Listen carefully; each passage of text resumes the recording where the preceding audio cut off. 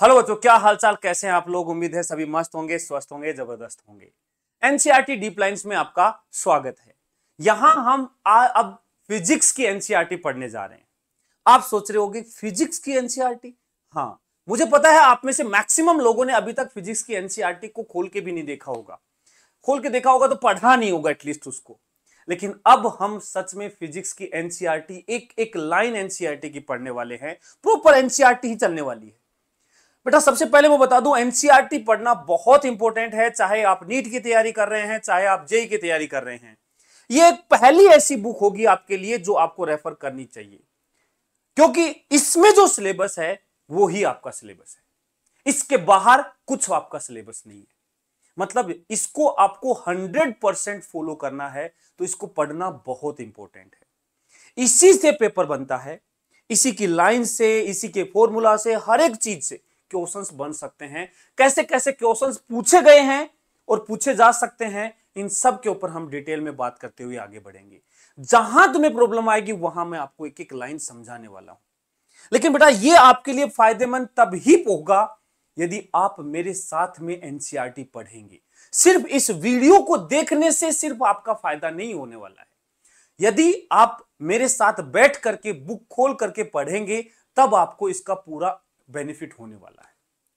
तो आपको क्या करना है, अभी आप पहले, यदि आपने अभी आपके हाथ में एनसीईआरटी की बुक नहीं है, आपके हाथ में पेन या हाइलाइटर नहीं है, तो वीडियो को रोको।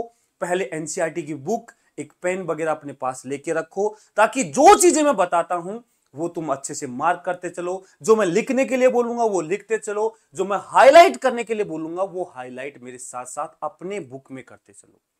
अब फिजिक्स की बुक को भी वैसे ही पढ़ना है जैसे तुम एनसीईआरटी बायो के लिए पढ़ते हो, क्योंकि बेटा उतना ही इंपॉर्टेंट फिजिक्स में है जितना बायो में है।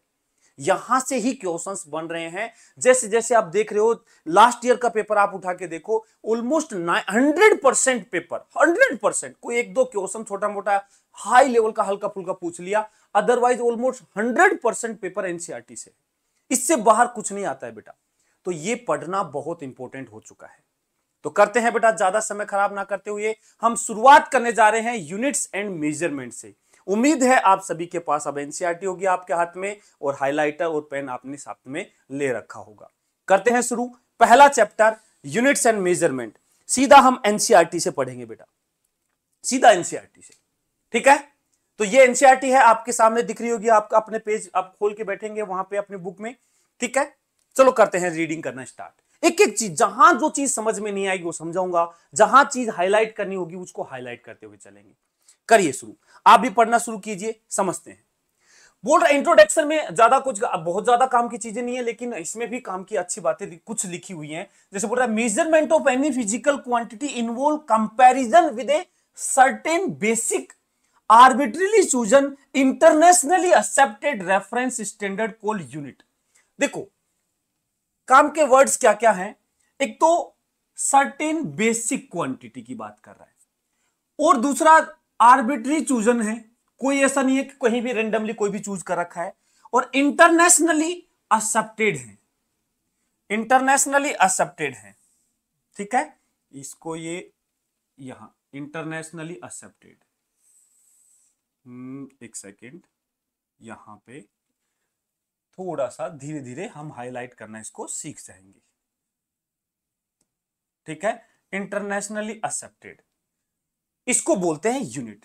तो देखो यूनिट के लिए क्या है, कोई भी सर्टेन क्वांटिटी का एक रेफरेंस वैल्यू सेट की जाती है। वो कोई भी आर्बिट्ररी चूज कर सकते हैं, कुछ भी चीज, जैसे इस बोर्ड की लेंथ मेजर करनी है तो हम कोई भी चीज को रेफरेंस सेट कर सकते हैं। फॉर एग्जांपल इस पेन को रेफरेंस ले लेते हैं कि ये हमारा एक बेसिक यूनिट होगा, और इसके टर्म्स में इस चीज को हम मेजर कर लेते हैं। ठीक है, लेकिन एक अच्छा यूनिट वो होगा जो इंटरनेशनली एक्सेप्टेड हो। मैं तो अपने लिए इस पेन को सेट कर सकता हूं, लेकिन यहां पे इस पेन को सेट करना इंटरनेशनली एक्सेप्ट तो नहीं हो जाएगा ना मेरे मानने से। तो कुछ ऐसे यूनिट्स हैं जो इंटरनेशनली एक्सेप्टेड हैं, उन्हीं को हम आगे फॉलो करते हैं। बाकी यूनिट हम हमारी मर्जी से कुछ भी ले सकते हैं, ऐसा कोई हार्ड एंड फास्ट नहीं होता है। ठीक है, the result of a measurement of a physical quantity is expressed by a number or numerical measure accompanied by a unit। देखो बोल रहा है कोई भी मेजर्ड वैल्यू जो होगी ना, मेजर्ड वैल्यू कोई भी एक मेजर्ड वैल्यू लिखते हैं, मेजर्ड वैल्यू जो होगी, मेजर्ड वैल्यू वो हमेशा लिखा जाएगा एक नंबर इंटू यूनिट। तो n इंटू यू, ये एक नंबर है n और u उसकी यूनिट है। ठीक है, कोई भी measured value 2 kg, 5 kg, 10 second, 10 kilometre, कुछ भी हमेशा एक नंबर होगा और उसके आगे उसकी यूनिट होगी। ठीक है, आगे पढ़ते हैं।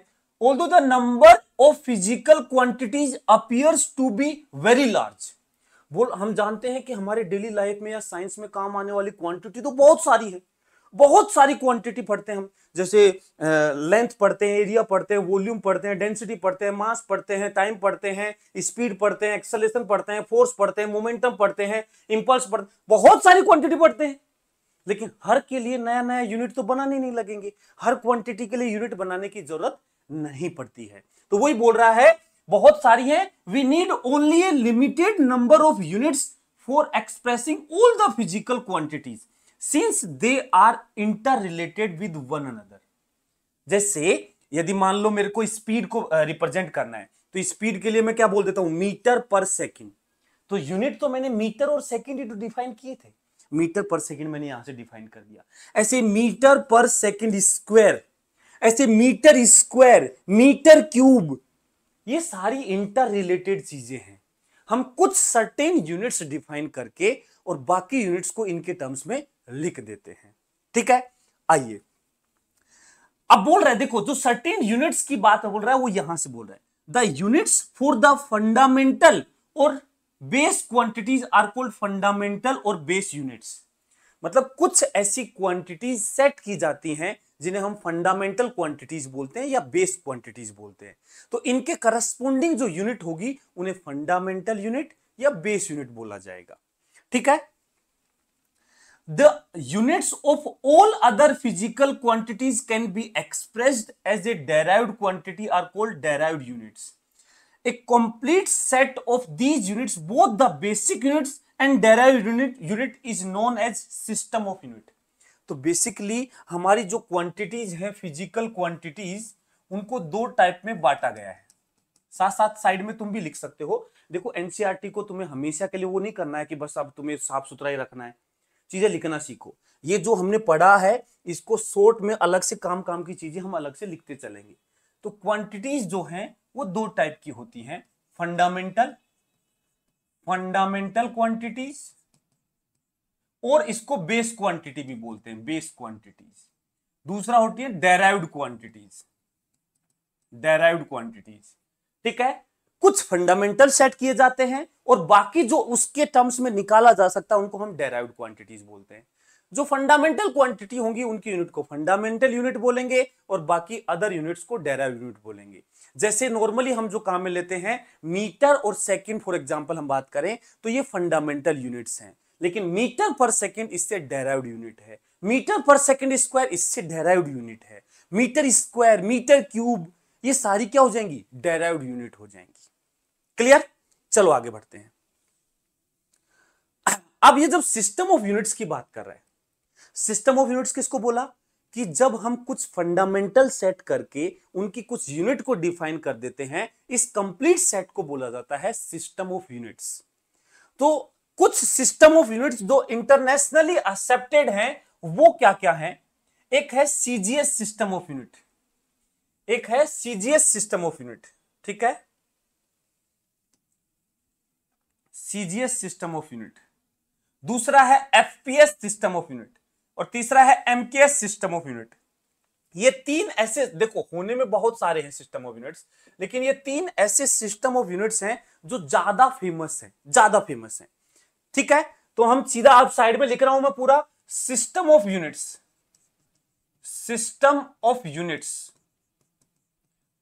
ठीक है, तीन सिस्टम ऑफ यूनिट्स ज्यादा फेमस हैं जो हम काम में लेते हैं। एक होता है सीजीएस सिस्टम ऑफ यूनिट, एक होता है एफपीएस सिस्टम ऑफ यूनिट, एक होता है एमकेएस सिस्टम ऑफ यूनिट। सी यहां सेंटीमीटर, जी ग्राम, एस सेकेंड। सेंटीमीटर क्या होगा, लेंथ होगी, ग्राम क्या होगा, मास होगा, सेकंड क्या होगा, टाइम। ऐसे इसमें लेंथ होगी फुट, पाउंड होगा मास, टाइम होगा सेकंड में। लेंथ होगी मीटर, मास होगा केजी और टाइम होगा सेकंड में। ये 3 सिस्टम ऑफ यूनिट्स ज्यादा फेमस है, ठीक है। लेकिन इनमें से हम इंडिया में बात करें तो ज्यादा काम में लेते हैं सीजीएस या फिर एमकेएस सिस्टम ऑफ यूनिट्स की बात करेंगे, ठीक है।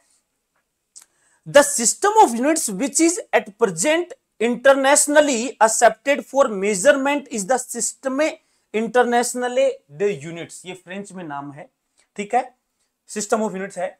एब्रीवेटेड एज एसआई यूनिट, इसको हम एसआई यूनिट बोलते हैं। बोल रहा है कि देखो हम जो आज के टाइम में जो internationally accepted system of units जो काम में लेते हैं वो एसआई सिस्टम ऑफ यूनिट है। वो एसआई सिस्टम ऑफ यूनिट बेटा इस एमकेएस सिस्टम ऑफ यूनिट का एक्सटेंडेड रूप है। यहां तीनों में हमने सिर्फ 3 क्वांटिटी को हमने बेसिक फंडामेंटल क्वांटिटी माना। किस किस को? लेंथ, मास और टाइम।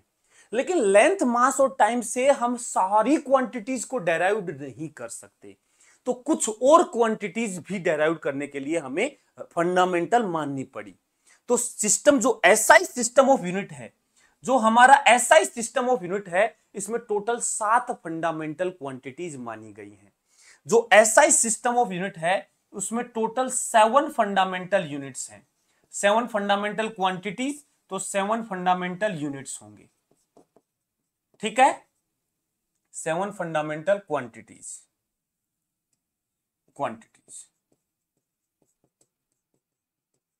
ठीक है। आगे आएगा, हर चीज के बारे में बताया जाएगा आगे। फिर ये आगे कुछ कहानी बता रहा है, वो उतना अपने कोई काम की ज्यादा नहीं है, उसको इग्नोर करना है, ठीक है। आगे बढ़ते हैं। तो ये जो कहानी बता रहा है ये सब अपने कोई काम की नहीं है, इसको हटाओ। ये कहानी बता रहा है 2018 में ये हुआ था, ये हुआ था, वो जो भी इंटरनेशनली एक्सेप्टेड चीजें हैं वो बता रहा है। अब आगे देखो, बिकॉज ऐसा unit use decimal system conversion with in the, ये बता रहा है कि ऐसा सिस्टम ऑफ यूनिट्स जो है उसको क्यों ज्यादा बढ़ाव दिया गया, मतलब क्यों फालतू में उसको ज्यादा उछाला गया, क्यों वो ही, क्यों उसमें क्या खासियत थी। कुछ बता रहा है कि उसमें क्या है कि इंटर रिलेटेड, मतलब सारी क्वांटिटीज में आपस में रिलेशन निकालना आसान है, जैसे KG metre per second square, मतलब आपस में चीजों को लिखना थोड़ा आसान हो जाता है रिलेटिवली, इसलिए, ठीक है ना। अपने एग्जाम से रिलेटेड इसमें अपने कोई फायदे की चीज नहीं है। अब यहां पढ़ो, in SI system of unit में देयर आर 7 बेस यूनिट्स, देखो बोला है इसने, बोल दिया इसने, बल्कि there are 7 base units as given in the table, table पे दे रखा है, आगे हम आएंगे टेबल पे। Beside the 7 base units there are 2 more units that are defined for plane angle and solid angle. देखते जाओ, देखो, beside the 7 base unit there are 2 more unit that defined for, एक है प्लेन एंगल एंड दूसरा है solid angle. Solid angle मतलब ये बोल रहा है कि भाई जो एसआई सिस्टम ऑफ यूनिट है उसमें हमने अभी लिखा था ना कि 7 फंडामेंटल यूनिट्स माने गए। देखो ये 7 fundamental units plus 2 supplementary units, इसको सप्लीमेंट्री बोलते हैं, सप्लीमेंट्री यूनिट्स, ठीक है। कौन कौन से होते हैं सप्लीमेंट्री यूनिट्स? ये दो सप्लीमेंट्री यूनिट्स हैं, ये होते हैं plane angle and solid angle. बेटा ये ऐसे लिखने का फायदा क्या होगा मैं बताता हूं, लिखना और अंडरलाइन करने का फायदा क्या होगा, जब आप दोबारा एनसीईआरटी पढ़ोगे तो इतना समय नहीं दोगे। अभी एक चैप्टर को पढ़ने में 2 घंटे 3 घंटे दोगे, लेकिन जब कभी रिवीजन करोगे तो तुम्हें 2-3 घंटे नहीं देने हैं, बस तुम्हें पेज खोलना है, सिर्फ हाईलाइटेड चीज देखनी है, सारी चीज जो पहले पढ़ी हुई थी वो दिमाग में आ जाएंगी, और जो लिखी हुई चीज है वो उनको और क्लेरिफाई करेंगी कि क्या क्या यहाँ पे लिखा हुआ है। फिर तुम्हें पूरे स्टेटमेंट्स को नहीं पढ़ना है, फिर बस उन्हीं चीजों को जो हाईलाइटेड है या लिखी हुई है उन्हीं को पढ़ना है। तो मेरे साथ साथ ये काम करते चलो भाई, ठीक है ना। तो 2 सप्लीमेंट्री यूनिट होगी, प्लेन एंगल और सॉलिड एंगल। देखो इनसे क्वेश्चन भी पूछा हुआ है। प्लेन एंगल क्या होता है मैं बता देता हूं हल्का सा। बेटा जैसे कोई भी एक सर्कुलर आर्क है, आर रेडियस के सर्कल में कुछ आर्क लिया, तो इस एंगल को डिफाइन किया जाता है ये आर्क लेंथ अपॉन रेडियस। तो ये जो फॉर्मूला है ये काम का फॉर्मूला है, D theta is equal to arc length DS upon R. तो ऐसे समझो कि थीटा जो होगा वो होगा arc upon radius, arc upon radius, ये होता है प्लेन एंगल, ठीक है। ऐसे ही एक होता है सॉलिड एंगल। सॉलिड एंगल क्या होता है बेटा, ऐसे समझो स्फीयर है, स्फीयर का एक छोटा सा सरफेस एरिया लिया, ये देखो पूरा सरफेस एरिया लिया स्फीयर का, ये सरफेस एरिया सेंटर के ऊपर यहां एक 3 डायमेंशनल एंगल बना रहा होगा। ये प्लेन एंगल नहीं, अलग टाइप का एंगल है, ठीक है। इसको डिफाइन किया जाता है सॉलिड एंगल ओमेगा या डी ओमेगा। ये होगा सरफेस एरिया अपॉन रेडियस का स्क्वायर, रेडियस का स्क्वायर, ऐसे डिफाइन किया जाता है। एरिया अपॉन रेडियस का स्क्वायर। इसकी जो यूनिट है वो भी काम की है। इसकी यूनिट होती है स्टेरेडियन, इसकी यूनिट होती है स्टेरेडियन। बेटा ये काम का फॉर्मूला है और यूनिट भी काम की है, ठीक है। स्टेरेडियन, और इसकी ऐसा यूनिट होती है रेडियन, इसकी ऐसा यूनिट होती है रेडियन, ठीक है। दोनों हाईलाइट कर लो, याद कर लो, नहीं याद है तो, अदरवाइज याद है तो बहुत अच्छी बात है। अब देखो क्वेश्चन क्या पूछा गया था। The unit for plane angle is radian with the symbol RAD and the unit for the solid angle is steradian with the symbol SR. Both these are dimensionless quantities. Exactly यही state एक question आया था अभी 2022 में, जिसमें बोला था कि जो प्लेन एंगल और सॉलिड एंगल जो हैं वो कैसी क्वांटिटी है। ऑप्शन में दे रखा था डायमेंशन लेस है बट यूनिट रखती हैं, यूनिट लेस है बट डायमेंशन रखती हैं, डायमेंशन लेस है यूनिट लेस है, डायमेंशन भी है यूनिट, मतलब इस टाइप के ऑप्शंस थे। तो देखो स्पष्ट बोला हुआ है कि यूनिट्स ये हैं और डायमेंशन लेस होती हैं। यदि किसी ने एनसीईआरटी की लाइन को पढ़ा होगा, अलग से मार्क किया होगा, हाईलाइट किया होगा, तो वो पक्का वो क्वेश्चन सही करके आया होगा। इन्हीं की लाइन से क्वेश्चन पूछा हुआ है, ठीक है। तो ये हमारा सॉलिड एंगल और प्लेन एंगल के बारे में बातें होगी, जो कि दो सप्लीमेंट्री यूनिट्स हैं। चलो आगे बढ़ते हैं, आगे बढ़ते हैं। एक टेबल दे रखी है, जो मैंने बोला ना 7 फंडामेंटल क्वांटिटी। मैंने क्लास नोट्स में आपने देखा होगा 7 फंडामेंटल क्वांटिटी बस नाम लिखवा दिया था, वो एक प्रकार से एनसीईआरटी का शॉर्ट नोट्स हो गया। तो बेसिकली तुम्हें याद वही रखना है, ये वाली टेबल, ये वाली टेबल। नहीं बनाया हुआ है तो तुम बना सकते हो, इसको हाईलाइट कर लो, ये वाली टेबल। बस सिर्फ इतनी चीजें याद करनी है। ये वाली, ये जो इधर कहानी सुना रखी है, ये बस कहानी है। ये सिर्फ आपको बताने के लिए कि देखो कितना प्रिसीजन से चीजों को मेजर किया गया है, कितना प्रिसीजन से चीजों को लिया गया है। तो देखो क्या क्या यूनिट फंडामेंटल क्वांटिटी है। लेंथ, मास, टाइम, करंट, इलेक्ट्रिक करंट है ये, ठीक है। इलेक्ट्रिक करंट, थर्मोडायनामिक टेम्परेचर मतलब temperature, amount of substance and luminous intensity. ये 7 फंडामेंटल क्वांटिटीज मानी गई है। इन सातों के यूनिट्स पता होने चाहिए। इन सातों के यूनिट, इसको मीटर होता है, इसको एम से लिखते हैं। मास का किलोग्राम केजी से लिखते हैं। टाइम का सेकंड एस से लिखते हैं। करंट का एम्पियर ए से लिखते हैं, कैपिटल ए। एम्पियर साइंटिस्ट के नेम पे जो भी यूनिट होती है बेटा वो कैपिटल लेटर में लिखी जाती है, तो कैपिटल ए हो गया। टेम्परेचर केल्विन फिर से नाम हो गया, तो के कैपिटल के हो गया। अमाउंट ऑफ सब्सटेंस को मोल MOL से यूनिट लिखा जाता है। और luminous intensity candela. Luminous intensity बेटा हमारे वैसे काम नहीं आती है 11th 12th के लेवल पे बहुत ज्यादा, लेकिन ये होता है कि जैसे मान लो कोई बल्ब है तो उसका चारों तरफ कितना इंटेंसिटी चारों तरफ वो फैला रहा है, उसको ल्यूमिनस इंटेंसिटी बोला जाता है, ठीक है। ये जो चीजें हैं ये एक एक चीज को बता रखा है कि जो इनकी रेफरेंस, इनकी जो यूनिट डिफाइन की है, जैसे मीटर क्या है, सेकंड क्या है, किलोग्राम किसका मास है, तो ये बता रहा है कि वो पर्टिकुलर चीज जो रेफरेंस लिया गया है यूनिट का, उसके बारे में बता रहा है। वो काफी हाई लेवल की बातें होगी, हमें उस में नहीं जाना है, बल्कि स्पेशली एनसीईआरटी ने मेंशन कर रखा है कि जो ये वैल्यू वगैरह मेंशन कर रखी है इनको याद नहीं रखना है, ना ही ये एग्जाम में पूछी जाएंगी, बोला रखा है स्पष्ट। और आस्क इन द टेस्ट कभी एग्जाम में वगैरह में नहीं पूछी जाएंगी। ये सिर्फ आपको ये बताने के लिए है कि कितना एक्यूरेसी से चीजों को लिया गया है, कितना प्रिसाइज चीजों को लिया गया है, वो बताने के लिए, ठीक है। तो पहले पेज पे हमारे काम का क्या है, जो हमने जो मार्क किया ये काम के हैं। टेबल में ये 7 फंडामेंटल यूनिट्स काम के हैं, सारे याद होने चाहिए। आगे बढ़ते हैं, आगे बढ़ते हैं नेक्स्ट। अब धीरे धीरे जैसे जैसे आगे बढ़ेंगे वैसे वैसे थोड़ी सी लैंग्वेज टफ होती जाएंगी, लेकिन हम उसको आसानी से समझते जाएंगे, समझेंगे तो धीरे धीरे समझ में आने लग जाएगा। कुछ देखो ये बोला कि some units retain for general use, कुछ जनरल यूज के लिए यूनिट्स हैं, ये भी एक बार देख लेना बेटा। हो सकता है कुछ चीजें एग्जाम में यूज आए और हो सकता है कुछ चीजें डेली लाइफ में यूज आए। जैसे देखो मिनट क्या होता है, मिनट को MIN मिनट लिखते हैं ऐसे, 60 सेकंड के इक्वल होता है। आर क्या होता है, डे क्या होता है, ईयर क्या होता है, डिग्री क्या है, लीटर, ये देखो याद रखो। लीटर भूल जाते हैं, याद ही नहीं रखते हैं, लीटर लीटर याद रखना चाहिए। ये याद रखना चाहिए कि 1 लीटर जो होता है वो 10⁻³ मीटर क्यूब है, मीटर क्यूब। 1 लीटर को ऐसे डेसीमीटर का क्यूब भी लिख देते हैं, ठीक है, 10⁻³ डेसी 10⁻⁻1 तो उसका क्यूब 10⁻³ मीटर क्यूब। तुम ये याद रखो, ये याद रखो, ठीक है। बाकी मिनट आवर सबको याद है, कोई बड़ी बात नहीं है, डिग्री वगैरह सबको पता है। टन, टन किसको बोलते हैं बेटा? 1000 किलो को। 1 टन जो होता है ना, 1 टन ये 10 क्विंटल के बराबर होता है। देखो क्विंटल भी दे रखा होगा कहीं ना कहीं आगे, ये रहा क्विंटल, 10 क्विंटल के बराबर होता है, 10 क्विंटल होता है, ठीक है, 10 क्विंटल या फिर 1000 किलो, 1000 किलो, ये ध्यान रखना चाहिए, कभी किसी केस में यूज पड़ सकता है। इसके अलावा टन हो गया, ये याद रख लेना, कैरेट वगैरह मत, बार याद रख लेना, बार एटमॉस्फेरिक प्रेशर, मतलब बार की जो वैल्यू होती है लगभग लगभग, देखो होता तो 0.1 मेगा पास्कल लिखा है, 10⁵ पास्कल, ये याद रखो। एक बार जो होता है वो 10⁵ पास्कल होता है, ये याद रखना चाहिए, पास्कल, ठीक है। क्यूरी इतना ज्यादा काम नहीं आता, वो न्यूक्लियर में आएगा तो वहां हम बता देंगे।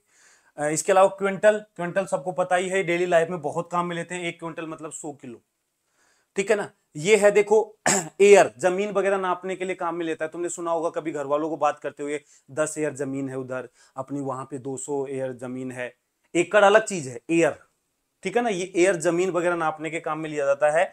देखो 100 मीटर स्क्वायर, एक एयर जो होती है, एक एयर जो होती है 100 मीटर स्क्वायर के इक्वल होती है, 100 मीटर स्क्वायर के इक्वल, ठीक है। बीघा वगैरह सुना होगा, बीघा, तो बीघा तो इसमें काम में नहीं लेते, लेकिन एयर है, 2500 एयर का 1 बीघा, ऐसा कुछ सुना है? ऐसा घर वाले कभी काम में लेते हो ऐसे, ठीक है ना। ये वो वाली चीजें हैं। हेक्टेयर, ठीक है ना। एटमॉस्फेरिक प्रेशर, इसको पी नोट से लिखते हैं, पी नोट की वैल्यू लगभग लगभग 10⁵ पास्कल होती है, एग्जैक्ट उसकी वैल्यू होती है 1.013 इंटू 10⁵ पास्कल, पर लगभग इसकी वैल्यू देखो, काफी काम की चीजें यहां पे लिखी हुई है इस टेबल में।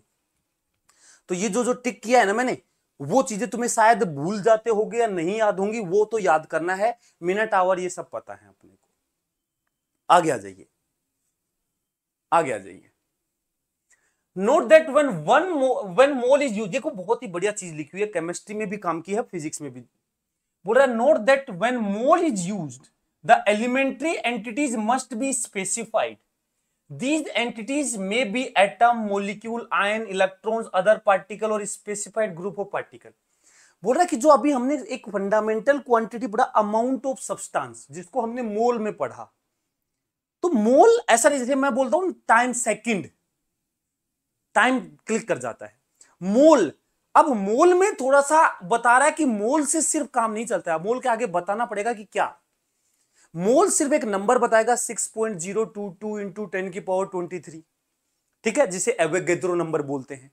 एक्चुअल में उसके आगे बताना पड़ेगा कि 1 मोल इलेक्ट्रॉन, 1 मोल प्रोटॉन, 1 मोल हीलियम एटम, ऐसे बताना पड़ेगा। 1 मोल मतलब वो एक पर्टिकुलर नंबर को बता रहा है, तो उसके आगे की क्वांटिटी को डिफाइन करना पड़ेगा कि 1 मोल क्या है, एटम है, मोलिक्यूल है, आयन है, इलेक्ट्रॉन है, प्रोटॉन है, क्या है 1 मोल, क्या वो जो चीज है वो तुम्हें बतानी पड़ेगी कि आगे क्या लिखा हुआ है, वो बता रहा है मोल के लिए, ठीक है, ओके। तो इसको हल्का सा अंडरलाइन कर लो। चलो आगे बढ़ते हैं। We employ unit for some physical quantity that can be derived from 7 base quantities, appendix दे रखे A6। अभी मैं दिखाऊंगा टेबल A6 क्या है। बोल रहा है कि कुछ क्वांटिटीज ऐसी हैं जो हम डेराइव करते हैं फंडामेंटल का यूज करके, वो A6 में दे रखा है। देखो अपेंडिक्स में लेके आया हूं यहां पे एक पहले ही सब चैप्टर से पहले ही अपेंडिक्स का अलग से पेजेस हैं, ये आपको मिल जाएंगे। आप एनसीईआरटी में स्टार्टिंग में पहले जाओगे तब, तो वहां A1 A2 ये सारी चीजें हैं, ठीक है।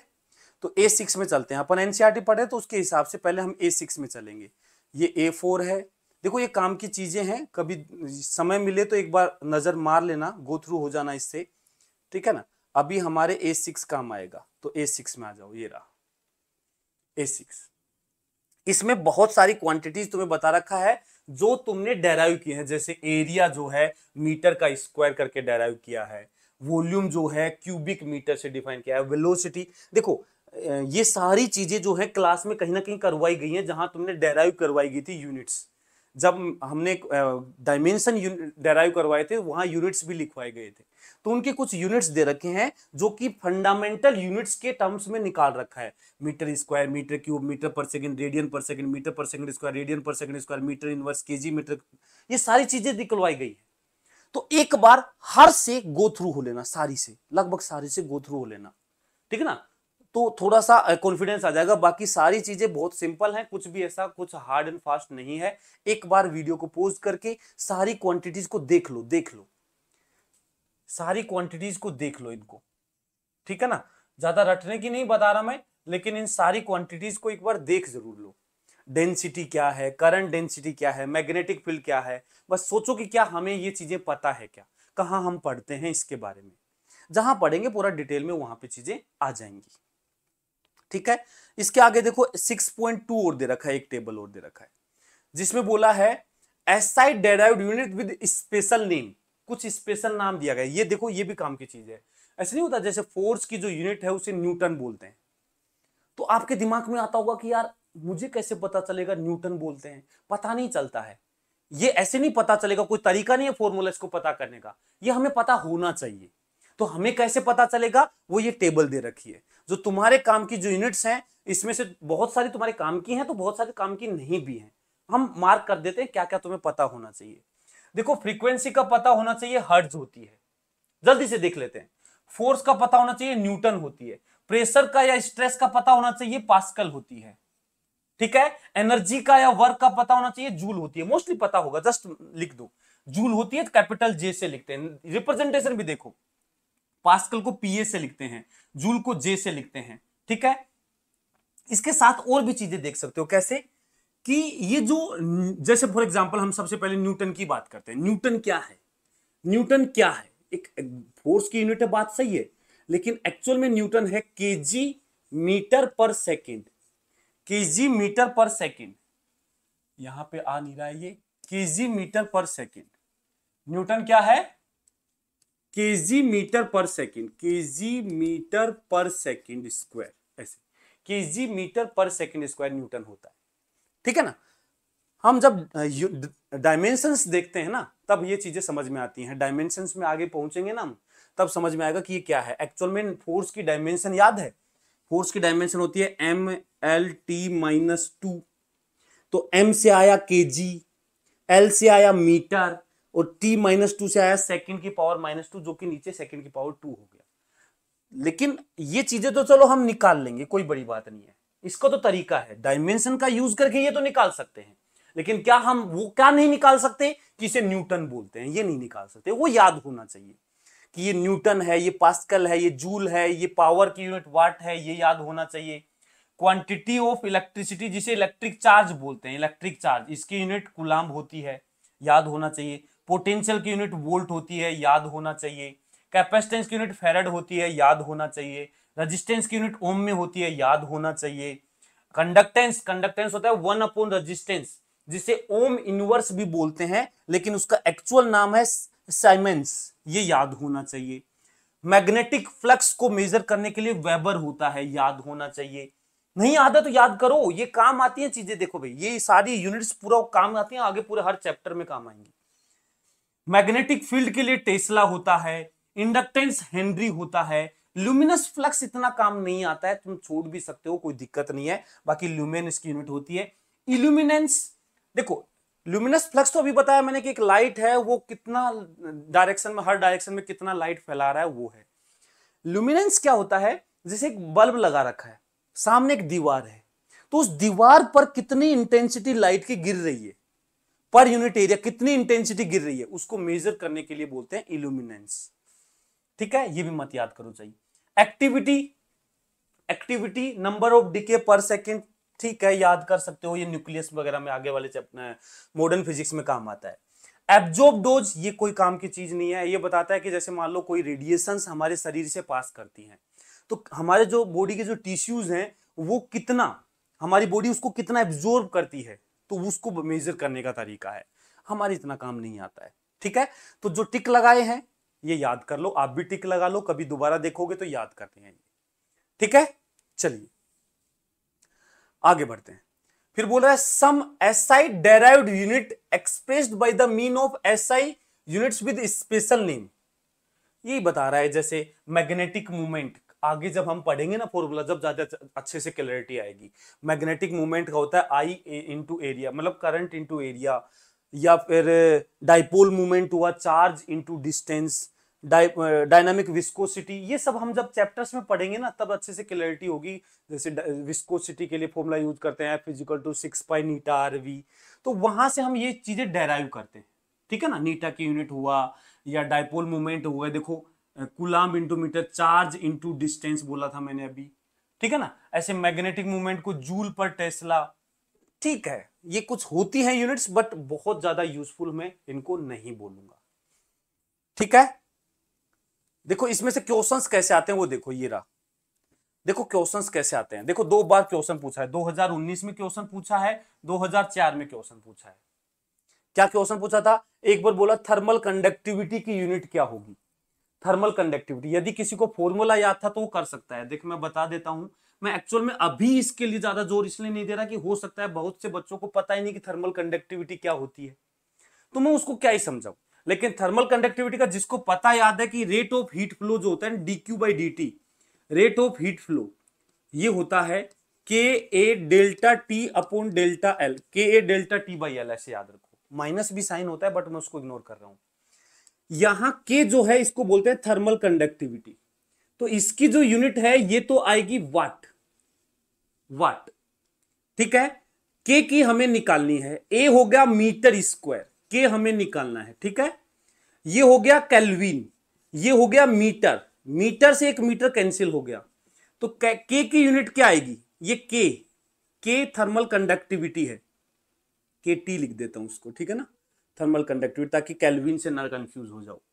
तो ये देखो ये मीटर एक कैंसिल हो गया, तो ये आ गया के की यूनिट आ जाएगी वाट मीटर केल्विन। तो उसमें एक ऑप्शन था क्या? Watt metre inverse kelvin inverse, ये ऑप्शन था। देखो तो एक्चुअल में ये सारी चीजें पता होने की, देखो 2 बार क्वेश्चन पूछा, ऐसे परमिटिविटी का क्वेश्चन पूछा हुआ था, ठीक है ना, यूनिट्स के टर्म्स में, तो हम बता सकते हैं, कोई बड़ी बात नहीं है। क्या बात समझ में आई? ये जितनी भी क्वांटिटीज यहां लिखी हुई हैं तुम्हारे सामने, इसमें देखो समय लगता है चीजों में पूरा, ये कोई 10 मिनट का खेल नहीं है, 20 मिनट का खेल नहीं है। इसमें तुम्हें एक एक क्वांटिटी को बैठ के पढ़ना पड़ेगा। जैसे मान लो तुम टोर्क तक पढ़ चुके हो, रोटेशन तक पढ़ चुके हो, तो टोर्क के बारे में बात कर सकते हो। सोचो टोर्क का फॉर्मूला क्या होता है, सोचो कि टोर्क का फॉर्मूला तो सर ने बताया था, फोर्स इंटू डिस्टेंस होती है। अच्छा, तो फोर्स को तो हम न्यूटन लिखते हैं, डिस्टेंस को हम मीटर लिखते हैं। अच्छा, तो टोर्क की जो यूनिट है वो न्यूटन इंटू मीटर होती है। आ जाएगा समझ में?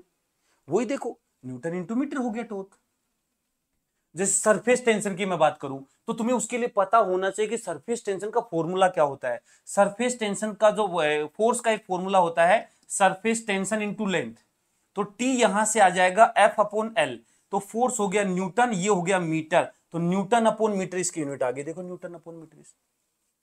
पावर क्या होती है? एनर्जी पर second per unit area, energy पर सेकंड को बोलेंगे वाट पर यूनिट एरिया, हो गया मीटर स्क्वायर। ऐसे बैठो आराम से, बैठ के एक एक यूनिट को थोड़ा थोड़ा समझो। जो चीजें अभी तुम्हें नहीं पता है इस मोमेंट पे, वो तुम्हें जब पता लग जाएंगे तब पढ़ लेना, ठीक है ना। जैसे हो सकता है क्लास 12 की जो क्वांटिटीज हैं उनके बारे में अभी तुम्हें ज्यादा आइडिया नहीं है वो क्या होता है, तो वो बाद में पढ़ लेना, ठीक है ना। तो जो चीजें काम की नहीं है वो मैं हटा देता हूं, जैसे molar entropy, molar heat capacity काम आएगा, ये हटा दो सही, और कंप्रेसिबिलिटी रहने दो, प्रेशर, सरफेस टेंशन, ये सब पढ़ना ही पड़ेगा फिर, ठीक है ना। पता होना चाहिए। देखो स्पेसिफिक रेजिस्टेंस बहुत काम आता है, स्पेसिफिक रेजिस्टेंस बहुत काम आता है, ओम मीटर, ठीक है, इसकी यूनिट होती है। Surface energy, surface tension per unit, sorry surface energy जो होगी ना, surface tension into area, surface energy आ जाएगी, ठीक है ना। ऐसे हम निकाल सकते हैं, ये बहुत सारी हैं, ये सारी एक बार तुम जस्ट बैठ के पढ़ लेना ये वाली चीजें, ठीक है ना, ये वाली चीजें पढ़ लेना, इन्हीं के यूनिट्स में समझाया गया चीजों को। ज्यादा वो अभी ना भी पढ़ो ना तो बेटा एटलीस्ट ये टेबल तो याद कर लो अभी के लिए, अभी के लिए ये टेबल तो याद कर लो कि किस चीज की यूनिट को क्या नाम से बोला जाता है। ये स्पेशल नाम है इनका, स्पेशल नेम दिया गया है। ये सारे नाम तो याद होने चाहिए। ठीक है, चलो अब अपन वापस से एनसीईआरटी पे आते हैं। ये जो है ना, ये जो पैराग्राफ है इसमें वो ही चीजें लिख रखी हैं जो मैंने वहां तुम्हें टेबल में मार्क करवा दी है। ठीक है, आओ आगे बढ़ते हैं। वही देखो, अपेंडिक्स 6.3 पढ़ चुके हैं, 6.1 पढ़ चुके हैं, 6.2 देख चुके हैं, ये सारी हम देख चुके हैं। क्लियर, आगे बढ़ते हैं। अब आते हैं देखो एक बार ये पैराग्राफ जरूर पढ़ते हैं। Common SI prefix and symbol for multiples and submultiples are given in appendix A2। एक बार A2 में आ जाओ, एक बार A2 में आ जाओ, पेज पलटो, तुम्हारे को मिल जाएगा A2, ये रहा, स्टार्टिंग में मिल जाएगा। A2 में क्या है, A2 में क्या है देखो, काम की चीजें मैं टिक कर देता हूं। वैसे तो बहुत सारी चीजें लिख रखे हैं, प्रीफिक्स जैसे नहीं यूज करते, किलोग्राम, मिलीग्राम, मिली सेकेंड, माइक्रोमीटर, माइक्रोसेकेंड, पिकोमीटर, मतलब ऐसे वर्ड्स यूज किए जाते हैं। प्रीफिक्स मतलब जो पहले आए, सफिक्स मतलब जो बाद में आए। तो हम प्रीफिक्स की बात कर रहे हैं बेसिकली यहां पे। ठीक है ना, तो देखो ज्यादा काम की जो है वो मैं टिक कर देता हूं। एक तो गीगा काम का है, टेरा इतना नहीं, मेगा काम का है, किलो काम का है, डेका भी इतना काम का नहीं है। ये तीन तो ज्यादा काम के हैं। गीगा मतलब 10 की पावर 9, मेगा मतलब 10 की पावर 6, किलो मतलब 10 की पावर 3। हो सकता है बहुत सारी चीजों में कंफ्यूजन होता है, सर ये क्या होता है, गीगा क्या होता है सर, याद कर लो। एनसीईआरटी ने एक एक चीज दी है, कुछ भी ऐसे हवा में नहीं पूछता है, वो एक एक चीज देता है तुम्हें, स्पेसिफाई कर रहा है कि देख क्या होता है। बताने में और भी चीजें बता रखी हूं, लेकिन इतना काम नहीं आती है। इधर मैं बात करूं यदि माइनस की पावर में, तो ज्यादा काम की हैं। हाँ, यूनिट ये भी देखना, रिप्रेजेंटेशन भी, गीगा को कैपिटल जी से दिखाते हैं, मेगा को कैपिटल एम से दिखाते हैं, किलो को कैपिटल के से दिखाते हैं। ऐसे इधर यदि मैं बात करूं तो काम का है, डेसी काम का है, याद कर लेना, डेसीमीटर वगैरह का भी पूछ लेता है, अभी आया था डेसीमीटर स्क्वायर एयर में। सेंटी, मिली, माइक्रो, नैनो, पीको और फेम्टो। ठीक है ना, ये तो याद रखना ही है। एटो ज्यादा काम नहीं आता है, ये देखो, फेम्टो भी इतना काम नहीं आता, पीको तक ज्यादा काम आते हैं। ठीक है, तो ये सारे प्रीफिक्स हैं जो याद रख लेना। ठीक है, किसी को यदि मान लो सिंबल्स में कंफ्यूजन रहता है तो सिंबल्स भी देख सकता है। अल्फा को ऐसे लिखते हैं, बीटा को ऐसे लिखते हैं, गामा को ऐसे लिखते हैं, डेल्टा को ऐसे लिखते हैं। ये सारे साइन वगैरह हर सिंबल जो यूज करते हैं वो दे रखा है यहाँ पे। ठीक है ना, पर वो तो जैसे टीचर पढ़ाता है, जैसे बोलता है, वैसे आप समझ जाते हैं कि इसको क्या बोला जाता है। ठीक है, ये और अब देखो कुछ ये वैल्यूज हैं, मैं नहीं बोलूंगा इनको याद करो, याद करने की जरूरत नहीं है। कुछ पर्टिकुलर वैल्यूज हैं जो इसका अप्रोक्सीमेट वैल्यू याद होनी चाहिए। जैसे स्पीड ऑफ लाइट को लगभग 3 गुना 10 की पावर 8 लिखते हैं, लगभग याद होना चाहिए। चार्ज ऑफ इलेक्ट्रॉन, ये बहुत सारी वैल्यूज दे रखी हैं, बहुत सारी वैल्यूज दे रखी हैं। तो ये सारी जब हम चैप्टर्स में पढ़ते ना, अलग अलग चैप्टर्स में, तो वहां पे आएंगी और वहां हम याद कर लेंगे। ये उनकी एग्जैक्ट कुछ जो वैल्यू जितना सिग्निफिकेंट फिगर तक हमें पता होती है वो दे रखी है। ठीक है, ओके। अब ऐसे बैठना नहीं है इनको याद करने के लिए, इतना ज्यादा नहीं करना है ऐसे। जब हम बार बार यूज लेंगे तो जो बार बार यूज आएंगे वो अपने आप याद हो जाएंगी। ओके, आ जाओ अब यहां। अब स्टार्ट करते हैं 1.3 पैराग्राफ पे आते हैं, सिग्निफिकेंट फिगर। देखो सबसे पहले इसने सिग्निफिकेंट फिगर को काम में लिया है, बाकी चीजों के बारे में डिस्कशन बाद में करेगा, पहले सिग्निफिकेंट फिगर को समझा रहा है। क्यों? क्योंकि बेटा हम जब मेजरमेंट की बात करते हैं ना, तो मेजरमेंट के लिए बहुत जरूरी है कि मेजर जो क्वांटिटी की गई है वो कितना प्रिसाइजली की गई है, उसको कैसे पता करेंगे। प्रिसाइज मतलब तुम ऐसे किस लेवल तक, किस डिजिट, कितने डिजिट तक जाके तुमने मेजर किया है। जैसे फॉर एग्जांपल तुम एक लेंथ मेजर कर रहे हो, जैसे लेंथ आया 2 सेंटीमीटर, लेंथ आया 2 सेंटीमीटर, लेंथ क्या आया 2 सेंटीमीटर। उसको देखो क्या क्या लिख सकते हो, 2 सेंटीमीटर, 2.0 सेंटीमीटर, 2.00 सेंटीमीटर, 2.000 सेंटीमीटर। होने में तो सारे 2 सेंटीमीटर हैं, होने में तो सारे 2 सेंटीमीटर हैं, लेकिन ये 2 सेंटीमीटर की बात ही अलग है। मतलब जैसे जैसे हम नीचे जा रहे हैं ये बता रहा है कि कितना प्रिसाइजली मेजर किया गया है। वो इंस्ट्रूमेंट के बारे में बताता है, उस इंस्ट्रूमेंट की इंफॉर्मेशन देता है जिस इंस्ट्रूमेंट से इसको मेजर किया गया है। ये वाला डेसिमल के 3 डिजिट तक बता रहा है, ये सबसे ज्यादा प्रिसाइज रीडिंग होगी इनमें से। ठीक है, तो हम जैसे हमारे पास कोई मेजरमेंट हमारे सामने आया तो हम देख के कैसे आइडिया लगाएंगे कि ये किस इंस्ट्रूमेंट से होगा, वो इंस्ट्रूमेंट कितना प्रिसाइज होगा। तो उस चीज को मेजर करने के लिए रोल में आता है सिग्निफिकेंट फिगर। ठीक है, तो ये सारी कहानी यहां बता रखा है। सिग्निफिकेंट फिगर क्या होता है वही मैंने बताया है। अब देखो सिग्निफिकेंट फिगर में आगे बढ़ते हैं। ठीक है ना, ये बोल रहा है देखो, if we say the period of oscillation of a simple pendulum is 1.62, the digit 1 and 6 are reliable and certain while the digit 2 is uncertain. देखो इसको एक्सप्लेन करता हूं। जैसे बेटा अब इस टाइम को छोड़ो, हम लेट सपोज हम लेंथ से लेते हैं। लेंथ मेजर करना हमारे लिए सबसे आसान लगता है। ये हमारा लेंथ का स्केल है जिसमें यहां ये लेट सपोज 1.2 सेंटीमीटर है और ये 1.3 सेंटीमीटर है। ऐसे स्केल था। मान लो कोई चीज तुम मेजर कर रहे हो वो यहां पे आ गई, यहां पे, यहां आ गई, यहां पे खत्म हो रही है, यहां पे खत्म हो रही है। स्केल में मैंने जस्ट एक छोटा सा पोर्शन जूम करके बताया कि एक स्केल से कोई चीज मेजर कर रहे हो जो ना तो 1.2 पे खत्म हो रही है ना 1.3 पे खत्म हो रही है। तो अब बताओ तुम इसका जवाब क्या दोगे कि ये लेंथ कितनी है। अब तुम में से मुझे पता है बहुत से बच्चे सोच रहे हैं सर इसको बोल देंगे क्या दिक्कत है, 1.25 के लगभग है। लेकिन यदि तुमने जवाब में 1.25 सेंटीमीटर दे दिया तो एक्चुअल में तुम्हारा मेजरमेंट गलत है। क्यों? क्योंकि तुम एक सही आइडिया ही नहीं दे रहे हो उसको कि तुमने किस इंस्ट्रूमेंट से मेजर किया है। बहुत जरूरी है कि जिस इंस्ट्रूमेंट से मेजर कर रहे हो उसी की बातें मान के उसी के हिसाब से जवाब दोगे। तो इसका जवाब भी मजबूरन या तो तुम्हें 1.2 देना पड़ेगा या तुम्हें 1.3 देना पड़ेगा। मतलब इसमें 1 जो है वो सर्टेन है लेकिन जो 2 है वो अनसर्टेन है। वहां कुछ मिस्टेक हो सकती है, कुछ प्लस माइनस वहां हो सकता है। तो इसीलिए ये बोल रहा है कि 1.62 में 1 और 6 तो सर्टेन है, ये 1.61 भी हो सकता है और हो सकता है 1.63 के ज्यादा क्लोज हो। तो ये जो लास्ट की जो डिजिट है ये अनसर्टेन है। तो ये सब एक आइडिया बताने के लिए कि तुम्हें सिग्निफिकेंट फिगर में वो किसको काउंट कर रहा है।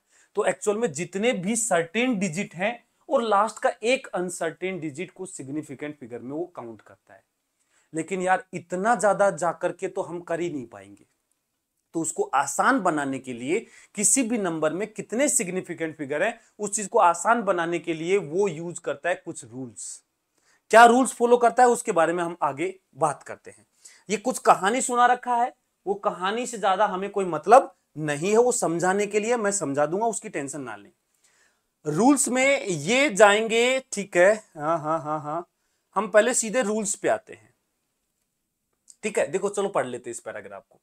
बोला the rules for determining the number of significant figure can be understood from the following example. एक एग्जांपल ले रहा है।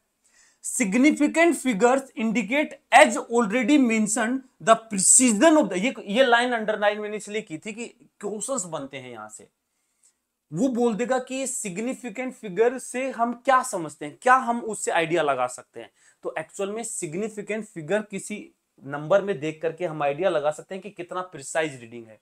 More is the significant figure more will be precise result. ठीक है, तो बोल रहा है कि the precision of the measurement which depends on the least count of the measuring instrument. तो कहीं ना कहीं सिग्निफिकेंट फिगर से हम लीस्ट काउंट का आइडिया लगा सकते हैं कि इंस्ट्रूमेंट का लीस्ट काउंट कितना बढ़िया रहा होगा।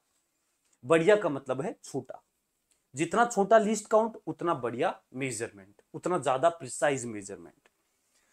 A choice of change in different unit does not change the number of significant digit or figure in a measurement. ये बोल रहा है कि यदि तुम यूनिट चेंज करते हो तो यूनिट चेंज करना कहीं भी सिग्निफिकेंट फिगर चेंज नहीं होना चाहिए। यूनिट चेंज करते टाइम यदि तुम्हारे सिग्निफिकेंट फिगर चेंज हो गए तो तुम सही आइडिया नहीं दे पाओगे कि ये किस इंस्ट्रूमेंट से मेजर किया गया था। इसको एग्जाम्पल से आगे समझाएगा। ठीक है ना, टेंशन ना ले, एग्जाम्पल से आगे समझाएगा। पहले एग्जाम्पल में तो बता रहा है कि कोई फर्क नहीं पड़ रहा। देखो फॉर एग्जाम्पल द लेंथ दे रखा है 2.308 centimetre has 4 significant figure, 4 significant figure है। But in different unit, unit change किया, इसने मीटर में किया, इसने मिलीमीटर में किया, इसने माइक्रोमीटर में किया। तो अभी मैं रूल्स सिखाऊंगा तुम्हें। ये थोड़ा सा क्या है कि इसमें ऊपर नीचे चीजें दी गई हैं, इसलिए हो सकता है तुम्हारे समझ ही ना बैठे क्या है। तो इन सबको सीखने के पहले तुम्हें सिग्निफिकेंट फिगर कैलकुलेट करना सीखना पड़ेगा कि कितने सिग्निफिकेंट फिगर है नंबर में। उसके लिए पर्टिकुलर रूल्स दिए गए हैं, पहले हम उस रूल्स को पढ़ेंगे फिर हम यहां पे आएंगे। ठीक है, आ जाओ रूल्स पढ़ते हैं पहले। ये देखो, वो बोल रहा है कि जो ऊपर का एग्जाम्पल से उसने कुछ रिजल्ट निकाला, निष्कर्ष निकाल, जो भी, हम तो सीधा निष्कर्ष पे आएंगे कि क्या निष्कर्ष है बता दो, हम याद कर लेते हैं। तो क्या निष्कर्ष है वो मैं बताता हूं। जितने भी, ये अंडरलाइन कर लेना, ठीक है, जितने भी ये हो गया, ये हो गया और ये हो गया, देखो जितने भी नॉन जीरो नंबर हैं, नॉन जीरो डिजिट, वो सिग्निफिकेंट होते हैं। जितने भी नॉन जीरो डिजिट्स हैं वो सारे क्या होते हैं, सिग्निफिकेंट होते हैं। 2, 3, 5, 7 कुछ भी दिख जाए काउंट होगा। खेल किस में है सारा, वो जीरो में है। कब जीरो को काउंट करना है, कब जीरो को काउंट नहीं करना, बस ये डिसाइड करना है। तो अब जीरो को काउंट करने के लिए क्या रूल्स होता है, बोल रहा है कि all the zeros between two non zero, दो नॉन जीरो के बीच में जीरो आएगा, मतलब उसको काउंट करना है। दो नॉन जीरो के बीच में जीरो काउंट होगा, ठीक है। If the number is less than 1, एक से छोटा नंबर है तो उसमें स्टार्टिंग में हम मर्जी से जीरो लगा देते। जैसे एक्चुअल था 0.1, एक्चुअल में 0.1 है, लेकिन हम इसको 0.1 भी लिख देते हैं, ठीक है ना। तो या मैं बताऊं कि ये रूल में याद रख लो कि जब भी नंबर एक से छोटा है, एक से छोटा नंबर हमेशा डेसिमल से स्टार्ट होगा। डेसिमल के उधर कोई नॉन जीरो नंबर नहीं होगा एक से छोटे नंबर, ठीक है। जैसे ये हो गया 0.95 हो गया, 0.0125 हो गया, ये सारे एक से छोटे नंबर। तो if the number is less than 1, the zero on the right, मतलब उधर की तरफ of decimal point but to the left of the first non zero digit are not significant. मतलब ये वाले जो है ना, ये वाले, ये वाले, ये वाले, मतलब उधर का जीरो तो वैसे भी कोई मतलब का नहीं है, वो तो हम मर्जी से लगा देते हैं, वो तो नहीं है। जैसे 0.0025 लिखा, अब इसमें होने में तो ये बहुत सारे डिजिट्स है, लेकिन ये जो जीरो है ये सिग्निफिकेंट फिगर में काउंट नहीं होते। ये जो जीरो है सिग्निफिकेंट फिगर में काउंट नहीं होते, ठीक है। तो स्टार्टिंग के जो जीरोज हैं एक से छोटे नंबर में, वो सिग्निफिकेंट फिगर में काउंट नहीं होते। लेकिन यदि ये हो गया 1.0025, तो अब करने पड़ेंगे, 5 सिग्निफिकेंट फिगर हो जाएंगे। क्यों? क्योंकि नंबर एक से छोटा नहीं रहा, एक से बड़ा हो गया। अब जब दो नॉन जीरो के बीच में आ गया तब तो काउंट करना ही पड़ेगा। तो रूल्स बड़े सोच समझ के बनाए गए हैं। दो नॉन जीरो के बीच में जीरो फंस गया तो करना ही पड़ेगा। लेकिन यदि एक से छोटा है तो उधर कोई नॉन जीरो नंबर ही नहीं होगा, तो ये वाले जो जीरोज हैं ये काउंट नहीं होंगे, ठीक है। नेक्स्ट बोला द टर्मिनल और ट्रेलिंग जीरोज, लास्ट के zeros in a number without decimal point are significant, are not significant. हाँ, जैसे मैंने बोला 2500 मीटर, इसमें जो ये लास्ट के जीरो हैं ये काउंट नहीं होते, तो इसमें दो ही सिग्निफिकेंट फिगर हैं। कितने सिग्निफिकेंट फिगर हैं? सिर्फ दो सिग्निफिकेंट फिगर। 2500 मीटर में लास्ट के जीरोस काउंट नहीं होते, तो ठीक है ना। तो लास्ट के जीरो जिसमें कोई डेसिमल नहीं है, डेसिमल नहीं है इन नंबर में, तो रूल्स अच्छे से ध्यान रखना, डेसिमल नहीं है तो लास्ट के जीरोस काउंट नहीं करते हैं। और स्टार्टिंग के जीरोस यदि एक से छोटा नंबर है तो भी काउंट नहीं करते हैं।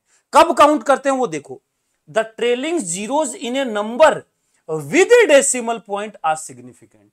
डेसिमल पॉइंट के साथ नंबर हो, जैसे 25.00 सेंटीमीटर। अब काउंट करेंगे, चार सिग्निफिकेंट फिगर होंगे। ये जो डेसिमल के बाद जीरोज है ना, ये काउंट होते हैं। यदि यहां डेसिमल नहीं होता, 2500 सेंटीमीटर होता तो 2, 25.00 है तो 4 सिग्निफिकेंट फिगर। तो नॉन जीरो सारे, जल्दी से डिवाइड करो, नॉन जीरो सारे होंगे, दो नॉन जीरो के बीच में जीरो होगा। यदि नंबर बिना डेसिमल वाला है तो लास्ट के जीरोज नहीं होंगे, यदि नंबर डेसिमल वाला है तो लास्ट के जीरोस काउंट होंगे। मतलब 2500 जो था इसमें तो लास्ट के जीरो काउंट नहीं होंगे, लेकिन 25.00 है इसमें लास्ट के जीरो काउंट होंगे।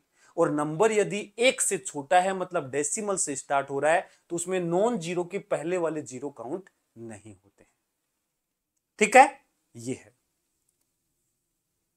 अब जल्दी से यूनिट वाला था ना वो यहां समझाया गया है, वो इसमें ऊपर नीचे चीजें दे रखी हैं, मैंने पढ़ा है अच्छे से, देखा है कि कहां से चीजें कौन सी चीजें समझ में आएंगी। पहले ये पढ़ो, देखो there can be some confusion regarding to the trailing zeros, suppose ये length is reported to 4.700 metre. ये समझा रहा है, रूल्स फिक्स है, रूल चेंज नहीं होगा, रूल ये फाइनल लिख दिया उसने, ये तो समझा रहा है कभी कभी कंफ्यूजन हो सकता है। देखो क्या बता रहा है, जैसे लिखा 4.700 मीटर, कितने सिग्निफिकेंट फिगर हैं? 4। देखो 4 सिग्निफिकेंट फिगर है। It is evident that the zeros here are mean to be convey the precision of the measuring instrument, therefore significant figure. ठीक है, if these were not it would be superfluous to write them explicitly. फालतू की अंग्रेजी झाड़ रहा है। The reported measurement would have been simply 4.7 metre. ये बोल रहा है यार कि उसको मजा थोड़ा ना आ रहा था कि 4.700 लगाते गया, वो यदि 4.700 लगा रहा है तो कुछ सोच समझ के लगाया गया होगा, जबरदस्ती नहीं लगाया गया होगा। यदि जबरदस्ती लगा रहा है तो वो कुछ गलत कन्वे कर रहा है, उसको ऐसा नहीं करना चाहिए। यदि उसने 4.7 मीटर मेजर किया तो सीधा 4.7 लिखो। यदि आप 4.70 लिखते हो या 4.700 लिखते हो तो वो कुछ बताना चाह रहा है कि कितना प्रिसाइजली उसको मेजर किया गया है। तो गलती से भी किसी मेजरमेंट में ऐसा नहीं करते कि हम मर्जी से लास्ट में जीरो लगा देंगे, कि फर्क तो पड़ नहीं रहा, फर्क पड़ता है। तो अब कुछ यूनिट चेंज करके बता रहा है कि देखो इसमें कितने हैं, मीटर में रखा तो 4 है, सेंटीमीटर में बदला तो भी 4 है, देखो सेंटीमीटर में बदला, लेकिन इसको mm में बदला तो ये आ गया 4700, इसमें सिर्फ 2 ही है, तो सिग्निफिकेंट फिगर गायब हो गए। यहां 4 थे, यहां 2 ही बच गए, ये तो गड़बड़ हो गया। यहां करके देखोगे तो ये स्टार्टिंग के जीरोस काउंट नहीं होंगे, यहां 4 आ जाएगा, तो यहां क्या गड़बड़ हुई कि 2 हो गए। तो ये एक रिप्रेजेंटेशन गलत है। देखो अभी हमने पढ़ा था कि यदि आप यूनिट चेंज करते हो तो यूनिट चेंज करने में सिग्निफिकेंट डिजिट कभी लॉस नहीं होनी चाहिए, तो इसका कुछ सॉल्यूशन करना पड़ेगा। वहां तो हो रहे हैं, मतलब वो एक रिप्रेजेंटेशन ही गलत है, तो उसको सही कैसे करें, उसके लिए साइंटिफिक नोटेशन काम में लिया जाता है। साइंटिफिक नोटेशन क्या होता है, अब देखो यहां आएगा, इसीलिए बोलते हैं एनसीईआरटी की लैंग्वेज है भाई, ठीक है ना।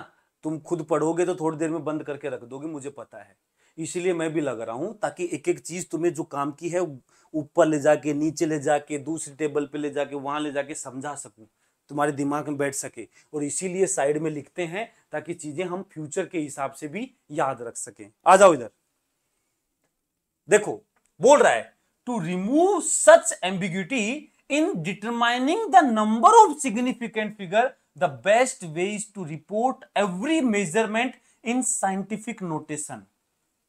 क्या होता है scientific notation? In the power of 10। देख लो ध्यान से, ये वाली चीज यहां तक काम की है। a and b between 1 and 10, b is any positive और नेगेटिव नंबर, ठीक है ना, आगे आ जाएगा। ये देखो कुल मिला के हर एक मेजरमेंट को a इंटू 10 की पावर b में लिखो यार, सिंपल भाषा में ये है। जैसे ऊपर जो था 4.700 मीटर, तो ये a जो है ये बताएगा तुम्हें क्या, नंबर ऑफ सिग्निफिकेंट फिगर, ये डिसाइड करेगा। a जो है वो होगा बिटवीन 1 टू 10, 1 से 10 के बीच में। कहां से कहां होगा? 1 से 10 के बीच में, बिटवीन 1 टू 10, ठीक है, ओके। और b पावर होगी, अब देखो उसमें क्या है, जैसे 4.700 मीटर है, इसको सेंटीमीटर में बदलना है तो इसको लिखो 4.700 इंटू 10 की पावर 2 सेंटीमीटर। mm में बदलना है 4.700 इंटू 10 की पावर 3 mm। देखो ये mm में 2 बन गए थे, यहां देखो अभी भी 4 है, तो ये जो नंबर है ना a, that will define significant figure. तुम सिर्फ पावर चेंज करो, अब पावर में चेंज करते जाओ, किलोमीटर में बदलो, माइक्रोमीटर में बदलो, किसी में बदलो, अब सिग्निफिकेंट फिगर चेंज नहीं होगा। इस नोटेशन को बोलते हैं साइंटिफिक नोटेशन। लेकिन ध्यान रखना, इसमें जरूरी है कि ए जो है वो 1 और 10 के बीच में होना चाहिए। यदि किसी नंबर, मान लो ऐसा लिखा है 220.0 मीटर, तो इसको साइंटिफिक नोटेशन में क्या लिखेंगे? इसको लिखेंगे 2.200, 4 होने चाहिए, देखो 4 है, 4 ही होने चाहिए, इंटू 10 की पावर कितना, किसका है मैंने 2, ताकि ये 2.2 मतलब 2 मीटर, ये रिप्रेजेंटेशन होगा। इस नंबर को 1 से 10 के बीच में लाना है, तो 2.2, इसको 0.22 भी नहीं लिख सकते, वो गलत आइडिया हो जाएगा, इसको 2.2 लिखना पड़ेगा। इसको 22 नहीं छोड़ सकते, 220 नहीं छोड़ सकते, 0.22 नहीं लिख सकते, 1 से 10 के बीच में होना चाहिए और सिग्निफिकेंट फिगर चेंज नहीं होने चाहिए। ऐसे नोटेशन को बोलते हैं साइंटिफिक नोटेशन। अब तुम्हें जब यूनिट चेंज करना है तो मल्टीप्लायर चेंज करो, उसको सिग्निफिकेंट फिगर से लेना देना नहीं होता है। दूसरा एक यूज और है, तुमने कई बार सुना होगा कि अर्थ और सन के बीच की जो डिस्टेंस है वो किस ऑर्डर की है, इसकी लेंथ किस ऑर्डर की है, वो हाइट किस ऑर्डर की है। ऑर्डर, किसी भी नंबर का, किसी भी मेजर्ड वैल्यू का ऑर्डर कैसे निकालते हैं, किस ऑर्डर का है। या फिर कई बार क्या होता है, दो चीजें कंपेयर करता है, जैसे बोलेगा न्यूक्लियस की साइज के कंपेयर में एटम की साइज किस ऑर्डर की है, कैसे निकालेंगे। तो उसके लिए यही तरीका होता है। जैसे मान लो तुम्हें एटम की साइज और न्यूक्लियस की साइज को कंपेयर करना है, तो तुम एटम की साइज को न्यूक्लियस की साइज से डिवाइड करो, जो नंबर आएगा उसको साइंटिफिक नोटेशन में लिखो, मतलब यहां पे 2.2 ऐसा 1 से 10 के बीच में लिखो। तो ये जो मल्टीप्लायर है, this will give order of number, ये ऑर्डर ऑफ नंबर देता है, ऑर्डर ऑफ नंबर, उस नंबर का ऑर्डर देता है। जैसे 2200 है, उसको लिखोगे 2.200, जो भी है, आगे जीरो लगाओ नहीं लगाओ तुम्हारी मर्जी है, वो तो उसके हिसाब से, प्रिसीजन के हिसाब से, बट 2.2 गुना 10 की पावर 2, दो ही आएगा ना, 2200 ने 3 आएगा, 2200 इसको क्या लिखोगे 2.2 गुना 10 की पावर 3, तो ये 10 की पावर 3 3 ऑर्डर का है, ये 2200 जो है 3 ऑर्डर का है, ठीक है ना। ऐसे 105 1.05 गुना 10 की पावर 2 सेकंड ऑर्डर का है। तो इससे नंबर का ऑर्डर निकाला जाता है कि किस ऑर्डर का वो नंबर है, ठीक है। तुम पढ़ोगे एनसीईआरटी तो इसमें दे रखा है, ये मैं खुद से नहीं बोल रहा हूं, इसमें दे रखा है ये सारी चीजें, मैं इसलिए बोल रहा हूं ना, समझा दिया बस, वो चीजें दे रखी हैं। देखो the power of 10 is irrelevant to the determination of, इसमें दे रखा है, कहीं ना कहीं पढ़ोगे तो दे रखा है, ठीक है। अब देखो, for a number greater than 1 without any decimal the trailing zeros are not significant, हम बात कर ही चुके हैं, ट्रेलिंग जीरो सिग्निफिकेंट नहीं होते हैं। For a number with decimal the trailing zeros are significant, ठीक हो ही चुका है ये रूल। तो the digit zero conventionally put on the left of decimal, ये सब वही चीजें, कहानी जो हम बता चुके हैं वही बता रहा है कि हम जो ये जो जीरो है ना, ये वाला जीरो, ये 1 से छोटे नंबर में, सॉरी अरे हट जा यार, अरे यार,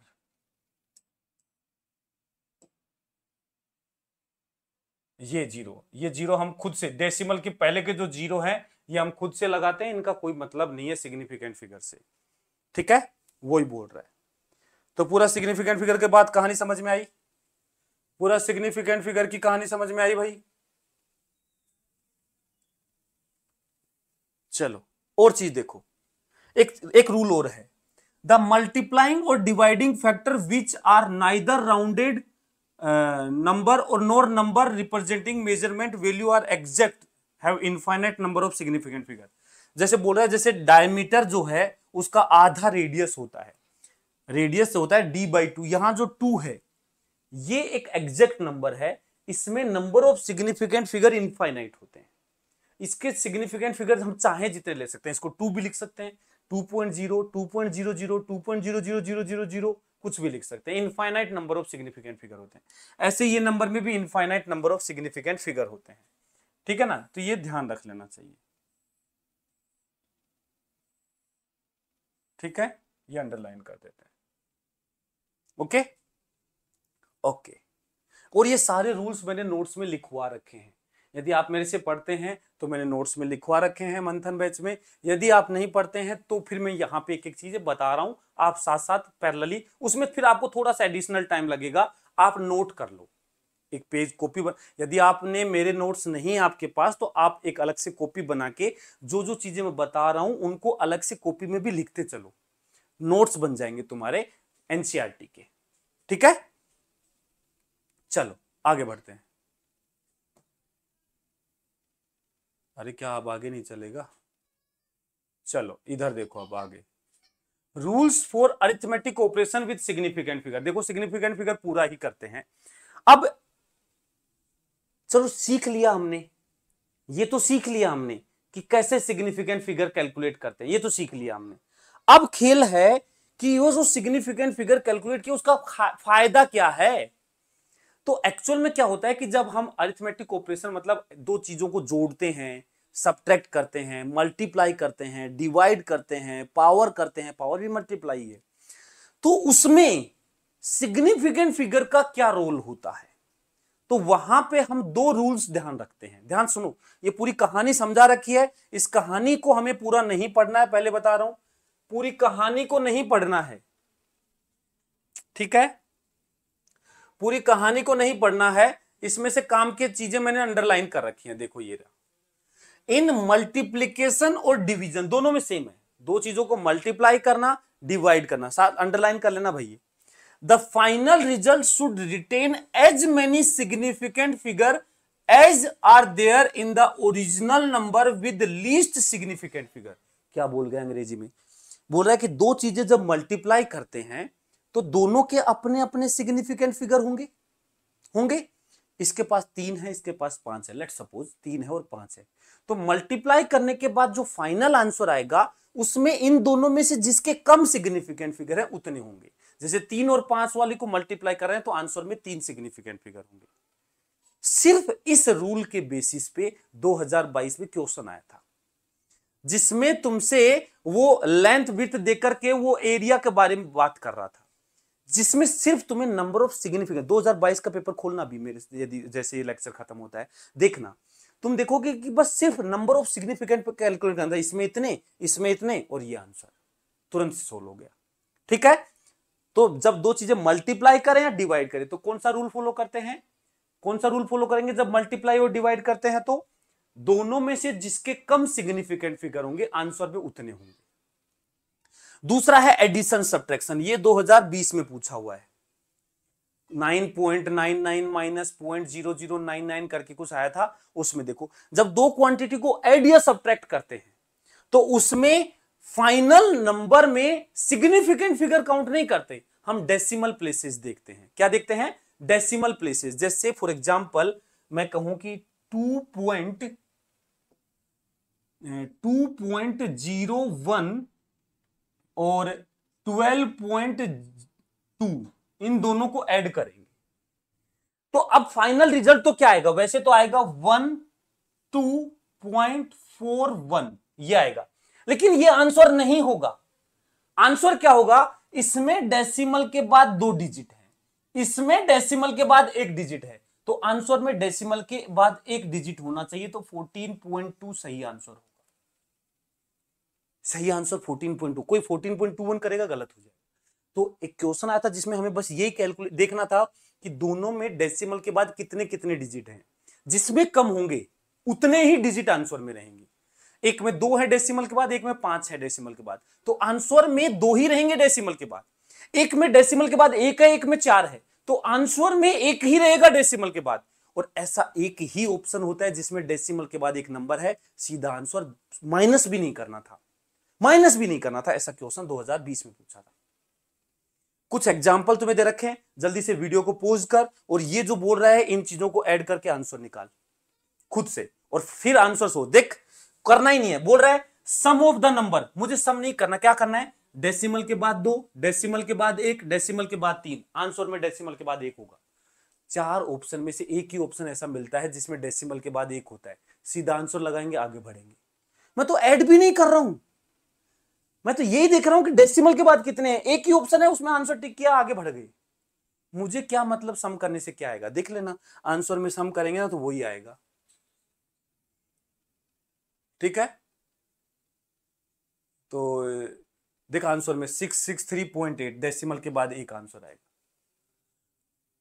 अब आगे के डिजिट हटाने के लिए देखो, दोनों में डिजिट हटाने पड़ रहे हैं। जैसे हम मल्टीप्लाई करेंगे तो भी ऐसा ही सीन है, मल्टीप्लाई करने वाला देख लो।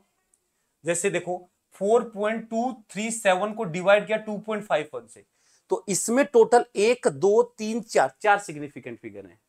इसमें 1 2 3 3 सिग्निफिकेंट फिगर हैं। आंसर में कितने होंगे, 3। आंसर में 1.69, क्या 3 है, हाँ 3, यही आंसर आ जाएगा। मान लो ये आता 1.692, तो बाद का 2 हटाते, उसको बोलते हैं राउंड ऑफ करना। जो लास्ट का डिजिट जो हम ले रहे हैं इसको कैसे हटाएं, इस लास्ट के डिजिट को हटाने का तरीका होता है, इसको बोलते हैं राउंड ऑफ करना। राउंड ऑफ करने के लिए क्या किया जाता है, कुछ रूल्स फॉलो किए जाते हैं। यदि जिस डिजिट को तुम हटा रहे हो 5 से छोटा है, तब तो पिछले वाले नंबर को एज इट इज लिख दो, कुछ चेंज मत करो। यदि जिसको हटा रहे हो, जैसे इसको हटा रहे हैं, वो 5 से बड़ा है, तो फिर पिछले नंबर को 1 बढ़ा दो। यदि जिसको हटा रहे हो वो खुद 5 ही है, तो पिछले नंबर में फिर देखते हैं कि वो इवन है या ओड है। यदि इवन है तो कोई चेंज नहीं करते, यदि ओड है पिछला नंबर तो उसको 1 बढ़ा देते हैं। यहां जैसे मान लो 5 होता तो ये 2 ही रह जाता, लेकिन यदि मान लो 3 5 होता तो 5 को हटाने के लिए 3 को 1 बढ़ा देते, 4 कर देते। ये राउंड ऑफ करने के रूल्स होते हैं, लिख लो। जिसको नहीं पता है तो मैंने बोला है इस वीडियो को रिप्ले करके लिख लो। वैसे यहां मेंशन कर रखा होगा राउंडिंग ऑफ, ये रहा, ये बोल रहा है, देखो देखो ये रहा। The rule by convention is that preceding digit is raised by 1 if the insignificant digit to be dropped, जिसको हटाना है मतलब the underlined digit in the case बोल रहा है is more than 5, 5 से ज्यादा है तो 1 बढ़ा दो, चेंज मत करो यदि 5 से कम है तो। और यदि 5 ही है, डिजिट इज इवन, यदि 5 है तो इवन है, तो if the preceding digit is even the insignificant digit is simply dropped, and if it is odd the preceding digit is raised by 1। अंग्रेजी थोड़ी हार्ड है, बट जो मैंने बात बोली वो ही फाइनली ये बात बोल रहा है, यहां तक, ठीक है, यहां तक काम किया।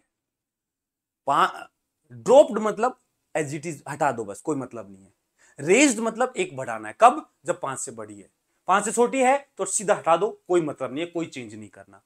यदि 5 है तो फिर पिछली को देखो कि इवन है या ओड है। यदि इवन है तो सीधा हटा दो, कोई मतलब नहीं है, कोई चेंज नहीं करना। यदि ओड है पिछली डिजिट तो उसको फिर 1 बढ़ा दो। ये होता है राउंड ऑफ करना। क्लियर है?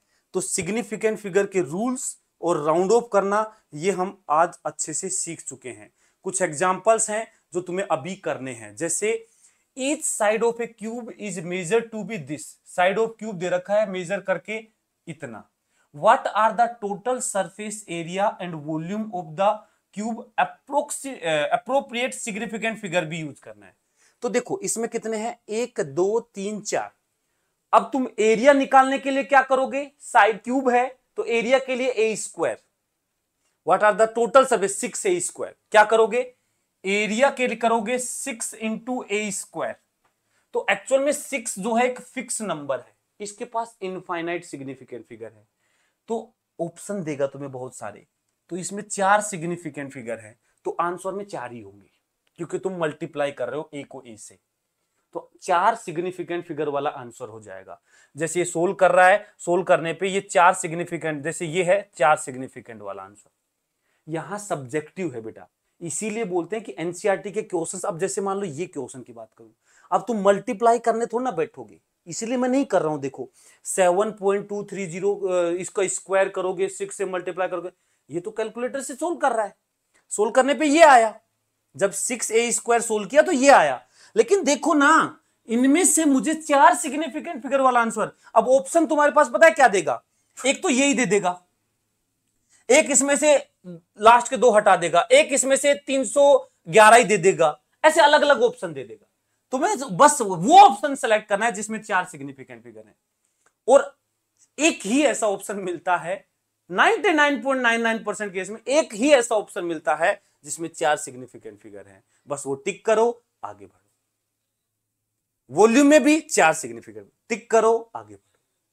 सेम एडिशन सब्ट्रैक्शन में एक्सप्रेस डेंसिटी, इसमें भी देखो डिवीजन करना है, मास दे रखा है, वॉल्यूम दे रखा है, इसमें है 3, इसमें है 2, आंसर में 2 होंगे। देख लो आंसर चाहिए तुम, देख लो आंसर चाहिए तुम, आंसर में 2 होंगे। देखो ये रहा, देखो आंसर में 2 है, एक ही ऑप्शन मिलेगा 2 वाला। यहां तो सब्जेक्टिव है ना, तो इसमें परेशान मत होना, इसीलिए सब्जेक्टिव क्वेश्चन सोल्व नहीं करते। अब तुम ऑब्जेक्टिव क्वेश्चन सोल्व करो, उसका वो सोल्व हो जाएंगे।